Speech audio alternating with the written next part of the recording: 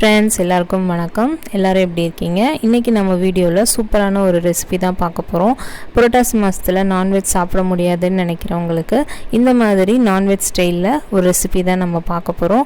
கண்டிப்பாக மிஸ் பண்ணாமல் கடைசி வரைக்கும் வீடியோவை பாருங்கள். நம்ம வீடியோ போகிறதுக்கு முன்னாடி நம்ம சேனலை சப்ஸ்கிரைப் பண்ணாதவங்க சப்ஸ்கிரைப் பண்ணுங்கள், பக்கத்தில் இருக்க பெல் பட்டனை கிளிக் பண்ணுங்கள். வாங்க நம்ம இப்போ வீடியோக்குள்ளே போய் என்ன ரெசிபின்னு பார்க்கலாம். வணக்கம். இன்றைக்கி நம்ம செய்ய போகிறது மட்டன் சுக்கா. அந்த ஸ்டைலில் பருப்பு உருண்டை சுக்கா செய்ய போகிறோம். அதுக்கு நான் ஒரு உலக்கு, சின்ன உலக்கில் ஒரு உலக்கு கடலைப்பருப்பு எடுத்து ஊற வச்சு மிக்சியில் அரைச்சி உருண்டை குழம்புக்கு எப்படி ரெடி பண்ணுவோமோ அதே மாதிரி நான் ரெடி பண்ணியிருக்கேன். வடை போடுவோம் இல்லையா, அந்த பதத்துக்கு இப்படி குறைன்னு அரைச்சி வச்சுருக்கேன். இப்போ நம்ம சுக்கா பண்ணுறது எப்படின்னு பார்க்கலாம். அதுக்கு முன்னாடி நாங்கள் ஒரு சேனக்கிழங்கில் ஒரு கட்லட் போட்டிருந்தோம். அதை பாராட்டி எங்களுக்கு ஃபஸ்ட்டு கமெண்ட்ஸ் கிடச்சிருக்கு. மனசுக்கு ரொம்ப சந்தோஷமாக இருக்குது. அவங்களுக்கு ஒரு பெரிய நன்றி. அதை மாதிரி நீங்கள் எல்லாருமே எங்களுக்கு கமெண்ட்ஸ் கொடுங்க, ஆதரவு கொடுங்க. தேங்க்யூ. இப்போ நம்ம டிஷ்ஷுக்குள்ளே போகலாம். சுக்காக்கு பண்ணுறதுக்காக மசாலா வறுக்க போகிறேன். அதுக்கு 2 ஸ்பூன் மல்லி எடுத்திருக்கேன். இது எல்லாத்தையும் நம்ம ட்ரை ரோஸ்ட் பண்ணிக்கலாம். முதல்ல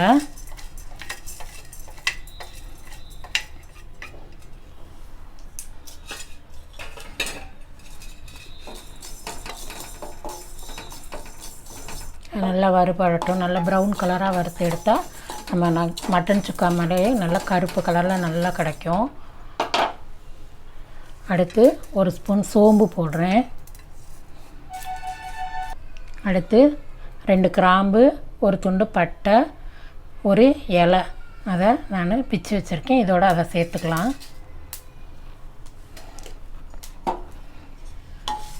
சேர்த்து நல்லா கலராக வர்ற வரைக்கும் நம்ம இதை பொரித்து எடுத்துக்கலாம். A few moments later. நான் வறுத்து ஆற வச்சுக்கலாம். ஆற வச்சு மிக்ஸி ஜாரில் போட்டு கொஞ்சமாக தண்ணி ஊற்றி இதை ஒரு கட்டியாக பேஸ்ட்டாக எடுத்துக்கலாம். அந்த மீதி நேரத்தில் நம்ம இதை உருண்டையாக பொரித்து எடுத்துக்கலாம். அதுக்கு நான் அடுப்பில் எண்ணெய் வைக்கணும். உருட்டி வச்சுருக்கேன். நம்ம இப்போ எண்ணெய் காஞ்சிருச்சு, போட்டு எடுக்கலாம்.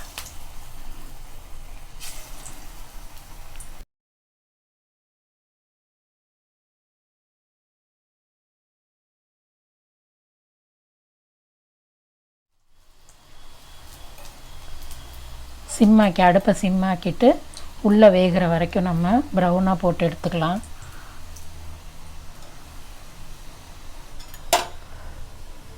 அடுப்பை சிம்மில் வச்சு போடுங்க. அப்போ தான் நல்லா உள்ளே வரைக்கும் அது வெந்து கொடுக்கும். நல்லா ப்ரௌன் கலர் ஆகிடுச்சு. நம்ம இப்போ இதை எடுத்துடலாம். எடுத்துகிட்டு இன்னொரு தடவை போடலாம். ஃபுல்லாக போட்டுட்டு காட்டுறேன். A few moments later.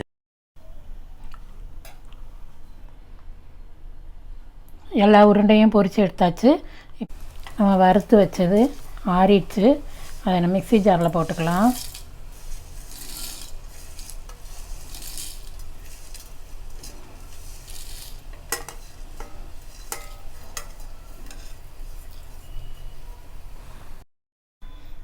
எண்ணெய் ஊற்றிருக்கேன். ஒரு கிராம்பு, கொஞ்சோண்டு பட்டை, ஒரு சின்ன இலை போட்டுக்கலாம். அது பொரிஞ்சோடனே கொஞ்சம் கருவேப்பிலை, வெங்காயம் போடுறேன். நல்ல பெரிய வெங்காயம் 1,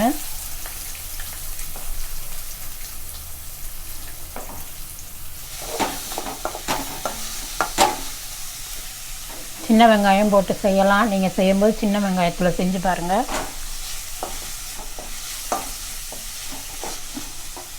இதுக்கு கொஞ்சம் உப்பு போட்டுக்கலாம். கொஞ்சமாக போட்டுக்கலாம், அப்புறம் பார்த்துட்டு போட்டுக்கலாம்.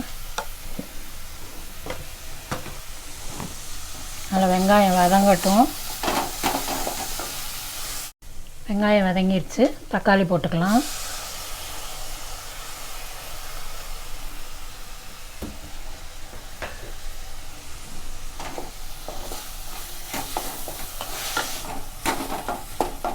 தக்காளி வெங்காயம் நல்லா மசிஞ்சு வரணும். பொதுவாக சுக்காவுக்கு தக்காளி போட மாட்டாங்க. நான் இன்றைக்கி போட்டிருக்கேன். பார்க்கலாம் எப்படி வருதுன்னு.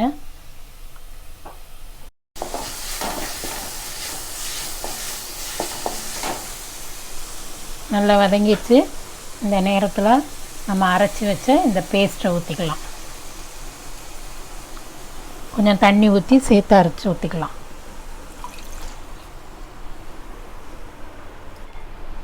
இது கூட ஒரு அரை ஸ்பூன் அளவுக்கு மிளகாத்தூள் போடுறேன். காஷ்மீர் மிளகாத்தூள்.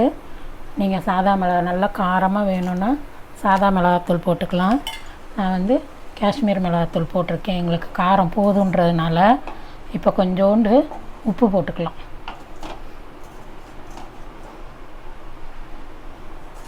போட்டுட்டு மூடி வச்சு நல்லா ஒரு 10 நிமிஷத்துக்கு அந்த மசால் வாசம் போகிற அளவுக்கு கொதிக்க வச்சு எடுக்கணும். நம்ம போகட்டும், அப்புறம் பார்க்கலாம்.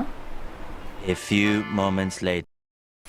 நல்லா கொதித்து சுண்டி வந்துருச்சு, எண்ணெய் மிதங்கி வந்துருச்சு. இந்த நேரத்தில் நம்ம கொஞ்சோண்டு கொத்தமல்லி தழை தூவிக்கலாம். அதோட நம்ம பொரித்து வச்ச உருண்டைகளை இதில் நம்ம சேர்த்துக்கலாம்.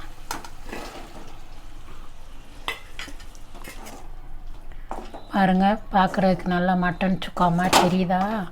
பாருங்கள், நல்லாயிருக்கு பார்க்குறதுக்கு. அது அப்படியே ஒரு 2 நிமிஷம் அப்படியே அடுப்பில் வச்சு நம்ம எடுத்துக்கலாம். இந்த டிஷ்ஷு சப்பாத்தி, பூரி, சாதம், ஒயிட் ரைஸோடு சாப்பிட்லாம், சாம்பார் சாதத்துக்கு தொட்டு சாப்பிட்லாம், தயிர் சாதத்துக்கு தொட்டு சாப்பிட்லாம். ரொம்ப டேஸ்ட்டாக இருக்கும், பார்க்கவே அழகாக இருக்குது. இன்னும் ஒரு 2 நிமிஷம் இருக்கட்டும், அப்புறமா நான் பிளேட்டிங் காட்டுறேன் உங்களுக்கு.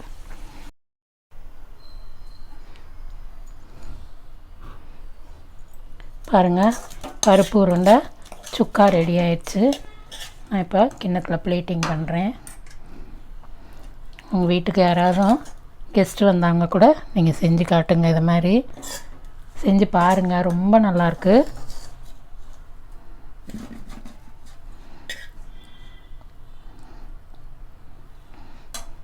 இது மேலே கொஞ்சோண்டு கொத்தமல்லி தழை போட்டுக்கலாம்.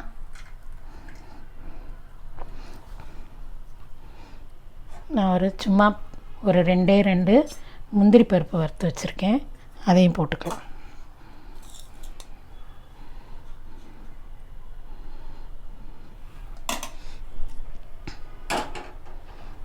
பார்க்குறதுக்கு நல்லாயிருக்கு. நீங்களும் செஞ்சு பாருங்கள். இதோட இந்த வீடியோ முடியுது. இந்த டிஷ் உங்களுக்கு ரொம்ப பிடிச்சிருந்துச்சுன்னா லைக் பண்ணுங்கள், ஷேர் பண்ணுங்கள், கமெண்ட் பண்ணுங்கள், சப்ஸ்கிரைப் பண்ணுங்கள், கமெண்ட் பண்ணுங்கள். செஞ்சு பார்த்துட்டு கமெண்ட் பண்ணுங்கள். அது ரொம்ப எங்களுக்கு சந்தோஷமாக இருக்கும் மனசுக்கு. தேங்க்யூ. அடுத்த வீடியோவில் பார்க்கலாம்.